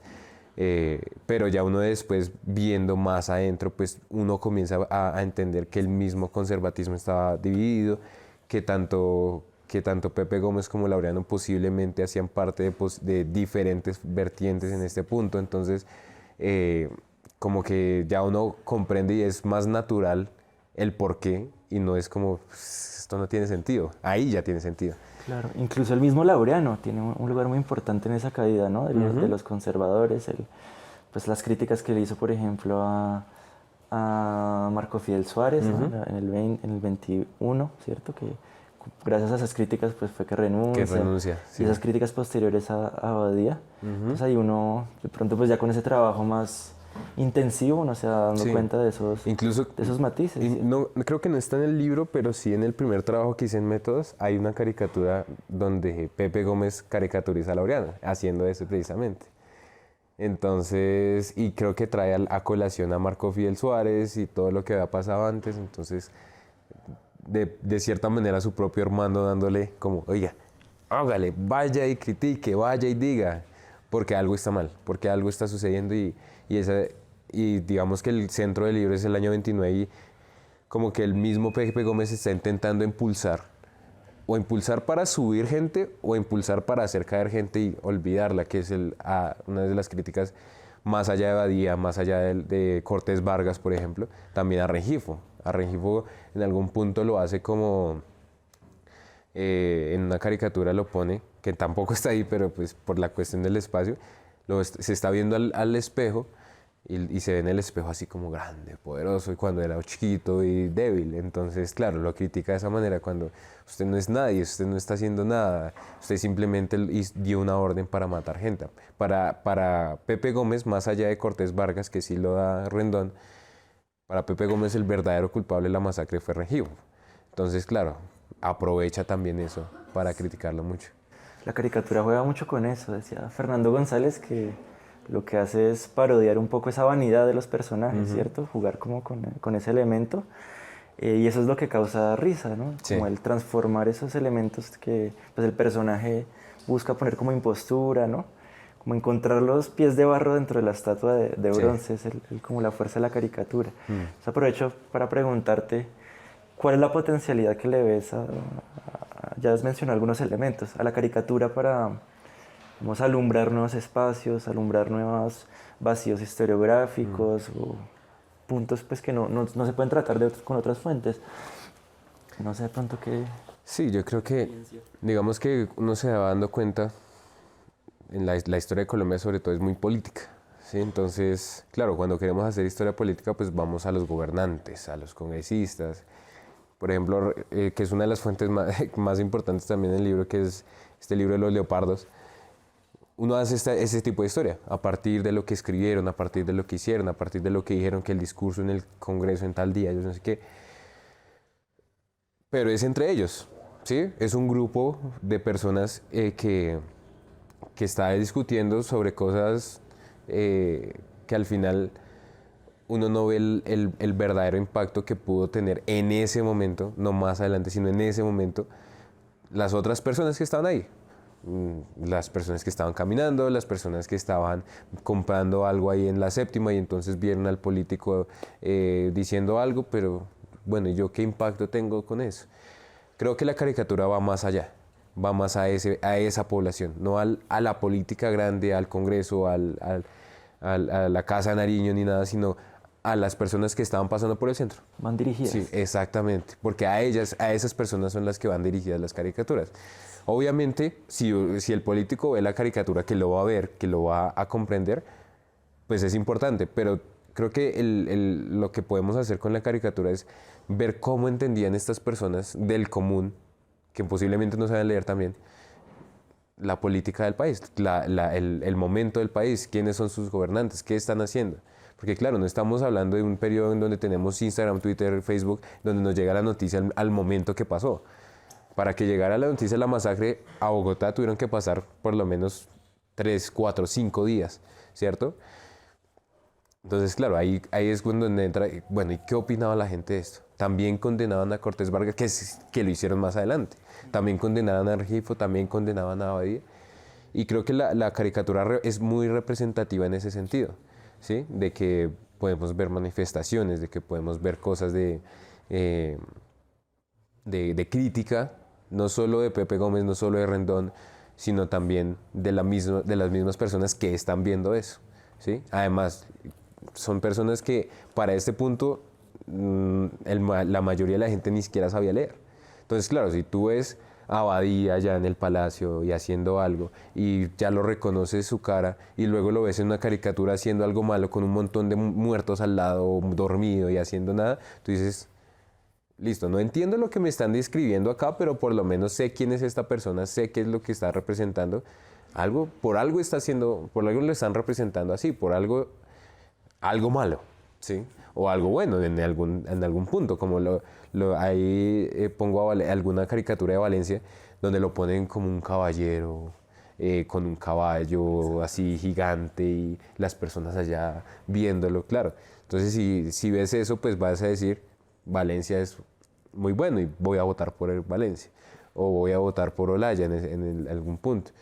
Entonces, claro, esas cosas son las que por lo menos a mí me interesan de la caricatura, de ver cómo la comprendían o cómo la pudieron comprender, porque es imposible determinar 100% cómo la comprendieron, pero cómo la pudieron comprender las personas que iban pasando por la calle, que iban viendo la tiendita del periódico, de la revista y por alguna razón vieron la portada por lo menos de la revista.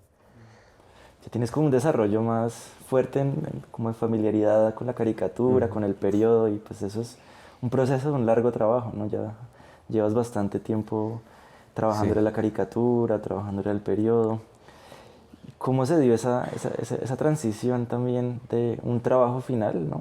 de métodos, a convertirse luego este trabajo en una tesis y luego llegar a pues ya una publicación materializada? También quería preguntar, pues la materia de métodos es importante porque uno lo forma, le da familiaridad con los archivos, con la hemerografía, ¿cierto? Sin embargo, pues no todo el mundo le mete el mismo empeño a este trabajo, ¿sí? Pues para muchas personas que tienen énfasis de pronto en la investigación o no les llama tanto la atención la historia política o la caricatura, pues a veces pues intentan más bien desarrollarlo para salir un poco del paso Sí. de la materia, pero pues tú, en tu caso no fue así, tú te comprometiste, fuiste todos los fines de semana, tomaste las fotos a pesar pues que trabajabas. ¿Cómo qué te llevó a meterle tanta fuerza a este trabajo y cómo fuiste desarrollándolo lo más adelante? Sí, sí, el primer trabajo de métodos fue el de solo Pepe Gómez, el mismo pedido, pero solo Pepe Gómez. Eh, y yo como que me apasioné mucho con el tema, como que me gustaba mucho y entonces me fui después a, a una clase con Max sobre el mismo periodo de Colombia y entonces el trabajo final hice también un trabajo relacionado aquí que fue la masacre en La Dorada, que la descubrí por casualidad con una caricatura de Pepe Gómez, entonces hice la investigación acerca de esa masacre. Eh, que lo mismo, es una materia que las llevaba como en 3.5, 3.6 y ese trabajo me subió un montón el promedio, porque antes eran solo reseñas y trabajos así. Y ya el trabajo final, la investigación fue lo que me salvó. Luego con Ortega, entonces ya la parte teórica, de nuevo, entonces metíamos ahí cositas y yo intentaba comprender que es una clase muy complicada esta historia intelectual, pero como que lo que medio comprendí, entonces lo intentaba anclar. Todo lo que yo aprendí después de métodos, lo intentaba anclar a ese trabajo. Porque ya en ese momento, desde sexto semestre, que ya fue después de métodos, yo le dije al profe, yo quiero hacer esta vaina de trabajo de grado. Me dijo, hágale. Al principio, de nuevo, solo Pepe Gómez como mejorar el trabajo para que sea un trabajo de grado. Y después le dije, no, metamos a Rendón como para darle una visión más liberal, conservadora y ver cómo se diferencia uno del otro o cómo también en algún punto confluyen. Entonces me dijo, sí, me gusta, me gusta. Y pues claro, él estaba con la cuestión de la caricatura, entonces lo que viniera con caricatura iba a decir que sí. Y claro, yo comencé a trabajar y hágale, y reuniones con él, En la tesis. y trabajando. Sí. Y bueno, llegó la pandemia, que ya estaba en séptimo para la pandemia y yo dije, no, o se me arruina todo o tengo que encontrar alguna solución. Y bueno, viendo ese taller de investigación, él estaba en México, entonces claro, ahí medio podíamos hablar lo que podíamos hablar y le presentaba los avances más o menos. Eh, y nada, pues ahí siguió avanzando de a poquito. Tuve la suerte de que la parte de Rendón, todo está consignado en Google News. Entonces simplemente era consultar Google News en internet y demás, porque pues obviamente para ese momento todo estaba cerrado, bibliotecas y demás, no se pudiera consultar. Pero pues ya tenía toda la base de Pepe Gómez, ya la tenía. Entonces eso estaba ahí chequeado. Solo tenía que consultar la parte de Rendón. Y, y pues tuve la suerte ahí, entonces pues ya integrar todo y pues ese último semestre que, pues lo que decía antes, viendo de a 6 materias hasta séptimo, en octavo vi, pues puse el trabajo de grado y aparte vi otras 3 materias, entonces eran 4 cosas al tiempo. Bueno, no era deporte que pues no era tan, que solo era por llenar los créditos que me faltaban. Y las otras que sí también igual tenía que presentar trabajos y hágale y yo, no, pero, o sea, ya estaba muy estallado, menos mal estaba en la casa. Yo en ese momento yo dije, menos mal hubo pandemia, porque menos mal estaba en la casa, no tengo que estar haciendo, no tengo que estar corriendo a clases y después perder tiempo en los trayectos. Yo pensaba mucho en los trayectos como una pérdida de tiempo, entonces yo decía, no, menos mal estoy acá, y energía, porque yo siempre me he movido en bici, entonces claro, hágale para un lado y para el otro. Y claro, entonces O sea, tanto me salvó de venir a la universidad como me salvó la vida, porque yo creo que si no hubiera tenido nada que hacer, esa pandemia habría sido terrible para mí. Pero, nada, ese último semestre yo recuerdo diciembre de 2020, entregué esa vaina que el profe me hizo venir aquí a las 53 a su casa a entregarle el trabajo, que me tocó ir al centro y encontrar alguna papelería abierta y que me lo empastaran y volver y corra y hágale. Y como a los 3 días me escribe, su trabajo está bien, tiene 5. Y yo, uy, Uno por sufre fin. mucho Sí, trabajando con el profesor, claro. por ese amplio conocimiento que él tiene. Sí, Uno siempre... Yo también sentía cuando entregué el libro de Rendón, como que iba a perder la materia, y pues después resultó que no, que pues eran sí, eran buenos trabajos. Sí, uno no se espera también. eso, ¿no? Que uno, en mi cabeza siempre pasa eso, como que esto está mal, pero tengo que entregar algo. Entonces, como que prima más la responsabilidad en ese punto para entregarlo, porque si yo me dejara ganar de mi cabeza, seguramente yo hubiera renunciado en primer semestre. Pero yo dije, no, tengo que entregar algo, y cuando me dicen, no, es que es buen trabajo, su trabajo está bien, está aportando algo, y yo decía, ¿en serio? O sea, en mi cabeza yo decía, pues, esto es basura, pero al final no. Entonces como que uno ya se comienza a quitar eso de la cabeza, y pues para allá a este punto yo decía, pues si sirve algo tiene que ser que lo vea la gente, que lo vea la gente, y ya no me da tanta pena que me lean. Que en un principio yo decía, yo entregaba esas vainas, esas reseñas, y como, no me vaya a leer. Síndrome impostor tiene Ajá. uno al principio, sí. Sí. Pero pues es un libro muy bien acabado, se nota, digamos, la manera como lo fuiste cultivando, las diferentes materias, ese trabajo también de archivo y pues toda esa, digamos, erudición que fuiste acumulando, pues se ve reflejado pues en esta publicación. Veo que también tú estás perfilando como investigador, a Sí. pesar de que tenías esa segunda pasión, ¿no? También por el diseño gráfico y otros estos temas. Con esta publicación, con tu grado de historiador, y ahora estás haciendo la maestría en historia, te estás Sí. también perfilando mucho hacia la investigación. Ahora estás desarrollando una tesis sobre Pepe Gómez, ¿no? Una biografía completa de Pepe Gómez, Sí. que es un proyecto enorme que requiere pues mucho trabajo, mucha disciplina también. ¿Cómo sientes ahora ese nuevo rumbo que está tomando tu vida, y específicamente cómo ves ahora este trabajo ya tan amplio sobre Pepe Gómez? ¿Te intimida de pronto? Sí, es intimidante. Sí. Claro, porque todas las investigaciones, por más que yo haya investigado harto, han sido corta duración. Eso no puedo decir, es que trabajé un siglo, trabajé un milenio como Campos, no, nada. O sea, de un añito, en este caso año y 3 meses, cosas que uno dice, eso es papitas. Ya en este punto, claro, de decir 1892, 1936, hacer una biografía, que es otra forma de hacer historia, pues ya es pullante. Es como que uno dice, bueno, ¿cómo le voy a hacer? En este punto estoy relajado porque apenas estoy presentando el proyecto y estoy tranquilo, apenas buscando fuentes, pero ya cuando yo comienzo a escribir, yo digo, esto me va a costar. Pero pues, lo mismo, o sea, lo mismo que en el pregrado. Yo creo que ya en este punto, ya aprendiendo, ya teniendo toda esta experiencia, yo digo, pues si la logré en pregrado haciendo cosas que en un principio no eran lo mío, pues no voy a lograr esto ahorita, que ya esto es como lo que yo me gusta, lo que le encontré la pasión. Entonces, claro, trabajar obviamente es un periodo muy largo, pero yo siento ¿Cuántos que años? 1892, 1936 son 42 años más o menos, sí. Entonces son bastantes años. Obviamente pues hay una parte fácil, que es saltar de los 92 al 1914, que es cuando él comienza a trabajar como caricaturista. Entonces ese periodo es lo que es puramente biográfico de qué pasó en ese momento. Ya el resto sí es vida y obra.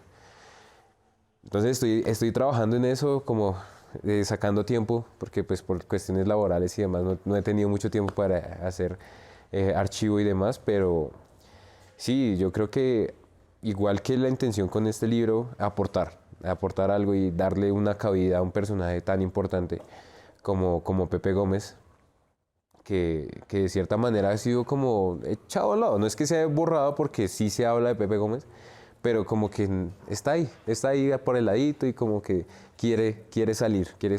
Y yo quiero ser esa persona que le dé su importancia. Entonces, esa es la intención ahorita. y pues ver también qué podemos descubrir nuevo en cuanto a metodología de investigación en cuanto a caricatura, en cuanto a imagen, también aportar en ese sentido, no solo en cuanto al proceso, en cuanto a la vida de Pepe Gómez, sino también en cuanto al método de investigación en caricatura. Sí, yo creo que va a ser pues un aporte. Yo también estoy a la expectativa. Uno a veces pues lee sobre prensa del periodo y encuentra a Rendón y a Pepe Gómez casi en todos lados. Son muy omnipresentes y pues en el presente no tanto, es decir, no son tan relevantes o no han sido tan trabajados como lo importantes que eran en esa época. Uno los encuentra en todo lado y pues espero pues que puedas publicar el texto pronto, porque pues va a ser un aporte importante para la historiografía y para conocer un poco más de la historia de la caricatura, sobre todo un personaje pues tan relevante para la gráfica como fue Pepe Gómez, ¿no? Que pues puede servir para investigaciones posteriores y arrojar muchas luces de temas que de pronto no han sido tratados, ¿no? Lo mencionabas tú, la masacre esta de La Dorada, o temas que a veces otras fuentes pues no arrojan tan finamente, ¿no? Entonces, pues te deseo primero pues muchos éxitos ahora en este nuevo proceso investigativo y felicitarte también por la publicación de este libro, que espero tenga muchas retroalimentaciones, que te lean mucho y pues que sigas pudiendo contribuir a la que me historiografía. critiquen, porque uno no es, o que te no es perfecto también. Sí, eso también, sobre todo que estás desarrollando investigación, eso pues es un aporte muy importante para uno. Entonces, pues deseo muchos éxitos en esta nueva etapa y invitar pues a la gente que está viendo el programa a que lea el libro de Andrés y se acerque un poco a la vida de Pepe Gómez. Además está barato. Sí, lo pueden conseguir en la Lerner ya, ¿cierto? Sí. La editorial de la Universidad del Rosario. Y después ya, luego un año supongo que podrán también consultarlo en bibliotecas y diferentes formatos. Listo, Andrés, muchas gracias. Muchas gracias. También por tu tiempo y muchos éxitos.